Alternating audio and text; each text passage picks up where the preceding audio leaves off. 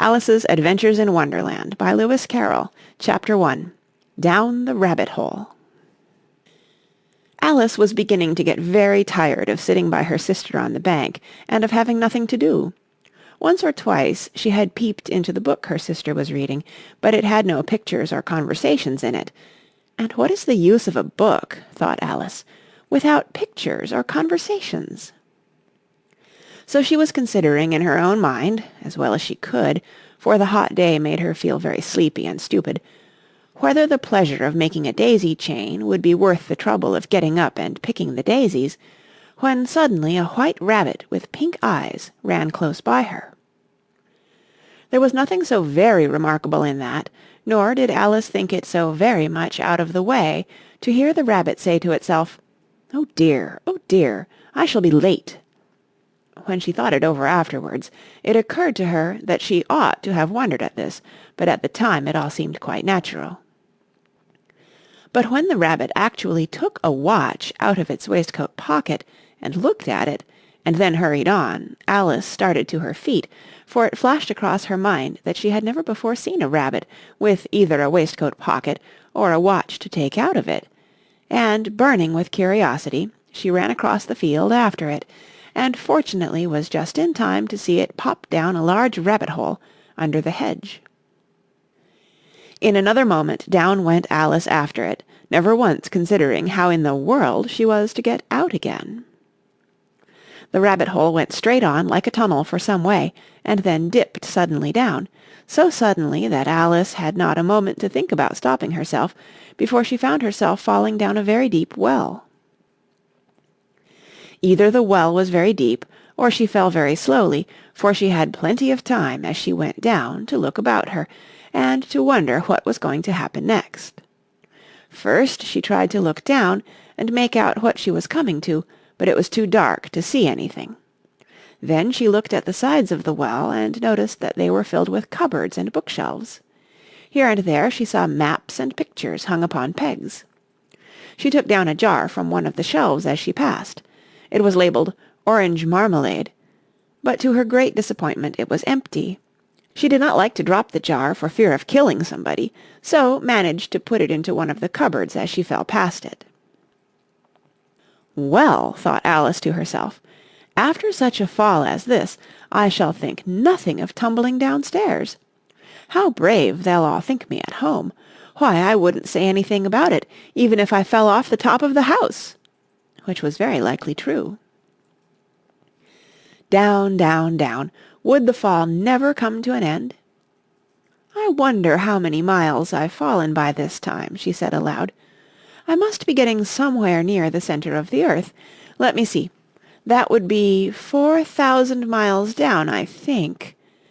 For, you see, Alice had learnt several things of this sort in her lessons in the schoolroom, and though this was not a very good opportunity for showing off her knowledge, as there was no one to listen to her, still, it was good practice to say it over. Yes, that's about the right distance, but then I wonder what latitude or longitude I've got to. Alice had no idea what latitude was, or longitude either, but thought they were nice grand words to say. Presently she began again. I wonder if I shall fall right through the earth. How funny it'll seem to come out among the people that walk with their heads downward. The antipathies, I think. She was rather glad there was no one listening this time, as it didn't sound at all the right word. But I shall have to ask them what the name of the country is, you know. Please, ma'am, is this New Zealand or Australia? And she tried to curtsy as she spoke. Fancy curtsying as you're falling through the air. Do you think you could manage it? And what an ignorant little girl she'll think me for asking. No, it'll never do to ask. Perhaps I shall see it written up somewhere. Down, down, down. There was nothing else to do, so Alice soon began talking again. Dinah'll miss me very much tonight, I should think. Dinah was the cat. I hope they'll remember her saucer of milk at tea-time. Dinah, my dear, I wish you were down here with me. There are no mice in the air, I'm afraid, but you might catch a bat, and that's very like a mouse, you know. But do cats eat bats, I wonder?" And here Alice began to get rather sleepy, and went on saying to herself in a dreamy sort of way, "Do cats eat bats? Do cats eat bats?" And sometimes, "Do bats eat cats?" For, you see, as she couldn't answer either question, it didn't much matter which way she put it. She felt that she was dozing off, and had just begun to dream that she was walking hand in hand with Dinah, and saying to her very earnestly, "Now, Dinah, tell me the truth. Did you ever eat a bat?" When suddenly, thump, thump, down she came upon a heap of sticks and dry leaves, and the fall was over. Alice was not a bit hurt, and she jumped up onto her feet in a moment. She looked up, but it was all dark overhead. Before her was another long passage, and the White Rabbit was still in sight, hurrying down it. There was not a moment to be lost. Away went Alice like the wind, and was just in time to hear it say, as it turned a corner, "Oh, my ears and whiskers, how late it's getting!" She was close behind it when she turned the corner, but the rabbit was no longer to be seen. She found herself in a long, low hall, which was lit up by a row of lamps hanging from the roof. There were doors all round the hall, but they were all locked, and when Alice had been all the way down one side and up the other, trying every door, she walked sadly down the middle, wondering how she was ever to get out again. Suddenly she came upon a little three-legged table, all made of solid glass. There was nothing on it except a tiny golden key, and Alice's first thought was that it might belong to one of the doors of the hall. But, alas, either the locks were too large, or the key was too small, but at any rate it would not open any of them. However, on the second time round she came upon a low curtain she had not noticed before, and behind it was a little door about 15 inches high. She tried the little golden key in the lock, and to her great delight it fitted. Alice opened the door and found that it led into a small passage, not much larger than a rat-hole. She knelt down and looked along the passage into the loveliest garden you ever saw. How she longed to get out of that dark hall and wander about among those beds of bright flowers and those cool fountains, but she could not even get her head through the doorway. "And even if my head would go through," thought poor Alice, "it would be of very little use without my shoulders. Oh, how I wish I could shut up like a telescope! I think I could, if I only knew how to begin." For, you see, so many out-of-the-way things had happened lately that Alice had begun to think that very few things indeed were really impossible. There seemed to be no use in waiting by the little door, so she went back to the table, half hoping she might find another key on it, or at any rate a book of rules for shutting people up like telescopes. This time she found a little bottle on it. "Which certainly was not here before," said Alice. And round the neck of the bottle was a paper label, with the words, "Drink me," beautifully printed on it in large letters. It was all very well to say, "Drink me," but the wise little Alice was not going to do that in a hurry. "No, I'll look first," she said, "and see whether it's marked poison or not." For she had read several nice little histories about children who had got burnt and eaten up by wild beasts and other unpleasant things, all because they would not remember the simple rules their friends had taught them, such as that a red-hot poker will burn you if you hold it too long, and that if you cut your finger very deeply with a knife it usually bleeds, and she had never forgotten that, if you drink much from a bottle marked poison, it is almost certain to disagree with you sooner or later.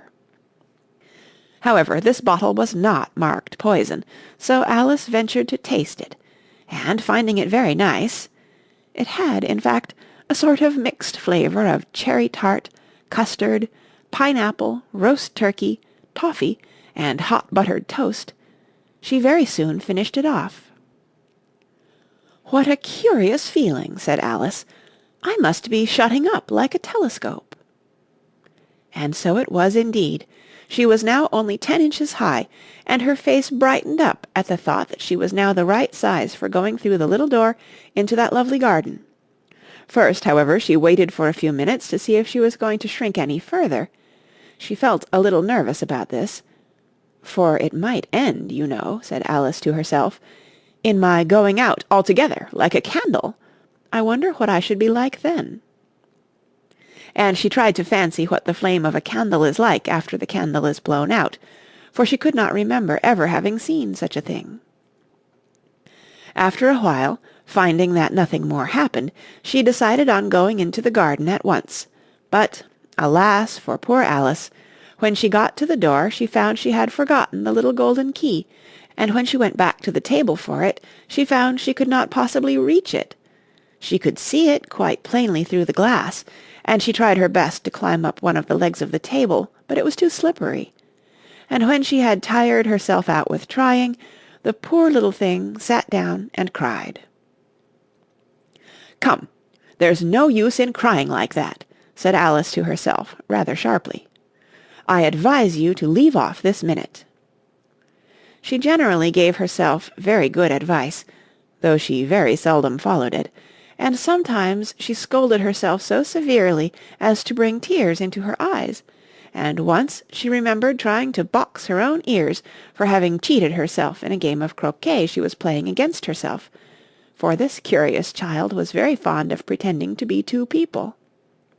"But it's no use now," thought poor Alice, "to pretend to be two people. Why, there's hardly enough of me left to make one respectable person." Soon her eye fell on a little glass box that was lying under the table. She opened it, and found in it a very small cake, on which the words, "Eat me," were beautifully marked in currants. "Well, I'll eat it," said Alice, "and if it makes me grow larger, I can reach the key, and if it makes me grow smaller, I can creep under the door, so either way I'll get into the garden, and I don't care which happens." She ate a little bit, and said anxiously to herself, "Which way? Which way?" holding her hand on the top of her head to feel which way it was growing, and she was quite surprised to find that she remained the same size. To be sure, this generally happens when one eats cake, but Alice had got so much into the way of expecting nothing but out-of-the-way things to happen, that it seemed quite dull and stupid for life to go on in the common way. So she set to work, and very soon finished off the cake. End of Chapter 1. Read by Kara Schallenberg, www.kray.org, in March 2010 in San Diego, California.